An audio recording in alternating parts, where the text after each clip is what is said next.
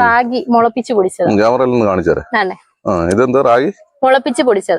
ഒരുപാട് ചേച്ചിയെ പരിചയപ്പെടുത്തി തരാം. വണ്ടിയെ കൊണ്ടുവന്ന് കച്ചവടം ചെയ്യുന്ന ചേച്ചിയെ പരിചയപ്പെടുത്തി തരാം. മാക്സിമം അറിയാവുന്നവര് ചേച്ചിയുടെ ഇന്ന് പ്രൊഡക്റ്റ് എന്തെങ്കിലും ഒക്കെ മേടിക്കുക, സപ്പോർട്ട് ചെയ്യുക. ഞാൻ ചേച്ചിയെ പരിചയപ്പെടുത്തി തരാം. ചേച്ചി ഒരു വണ്ടിയല്ല, 2 വീലറല്ല വരുന്നത്. അതുകൊണ്ട് ഈ വരുന്നതാണ് ചേച്ചി. നമസ്കാരം ചേച്ചി. പരിചയപ്പെട്ട് ഒരുപാട് സന്തോഷമുണ്ട്. ചേച്ചി എന്തൊക്കെ പരിപാടിയാ ചില അതെല്ലാം നമ്മൾ അവിടെ തന്നെ ചെയ്യുന്നയാ. അവലൂസ് പൊടി, ചമ്മന്തിപ്പൊടി, എല്ലാം വണ്ടിക്കകത്തിരിക്കുന്നല്ലേ? ഓരോന്നൊന്ന് പരിചയപ്പെടുത്തു.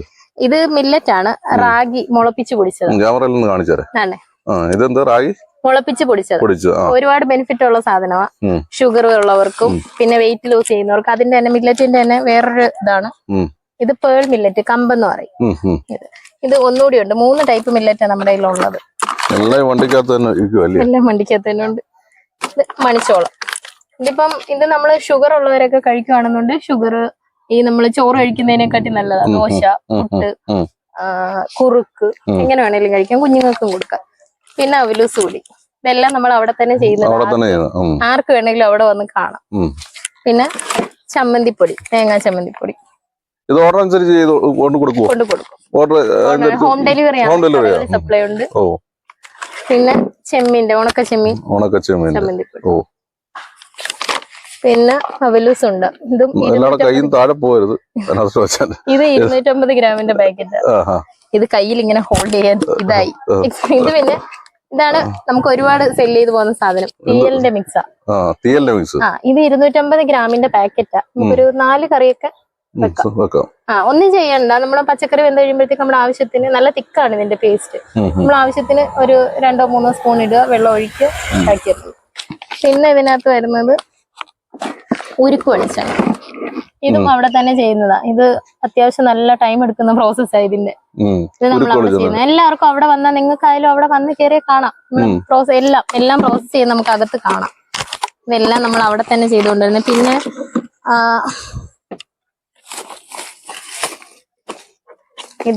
ഇതിന്റെ ഈ പൗച്ചിന്റെ ഷാർപ്പ് എഡ്ജ് ആയതുകൊണ്ട് ഞാൻ മാറ്റി വെച്ചിരിക്കുന്ന സാധനങ്ങളാ.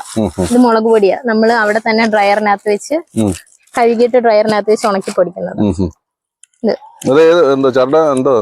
ഇതിപ്പം ചരടന കാശ്മീരി ഉണ്ട്. കാശ്മീരിക്ക് വില കൂടുതലായതുകൊണ്ട് അത് ഞാൻ കൈ കൊണ്ട് അടക്കാറില്ല. ചോദിക്കുന്നവർക്ക് മാത്രമേ കൊണ്ടുവരത്തുള്ളൂ. ഇത് 1/2 കിലോയുടെ പാക്കറ്റ്. ഇത് 200 രൂപയാണ്. ഇത് 250ന്റെ പാക്കറ്റ്, 100 രൂപ. ഇത് പിന്നെ മല്ലിപ്പൊടി. ഇത് നമ്മൾ അവിടെ തന്നെ കഴുകി ഉണക്കി പൊടിക്കുന്നതാ. ഇത് മഞ്ഞൾ നമ്മൾ കൃഷി ചെയ്തതാ. നാടൻ മഞ്ഞൾ. എനിക്കും മുളക് കച്ചവടം കേട്ടോ. മില്ലുണ്ട്. പിന്നെ അരിപ്പൊടി, റവ, പിന്നെ തേങ്ങ വറുത്തത് അരക്കാതെ, ഡ്രൈ കോക്കനട്ട്. പിന്നെ ഇപ്പൊ ചിപ്സ് ഉണ്ട്, അച്ചാറുണ്ട്. അതൊക്കെ നമ്മൾ പുതിയതായിട്ട് തുടങ്ങിയേക്കുന്നത്.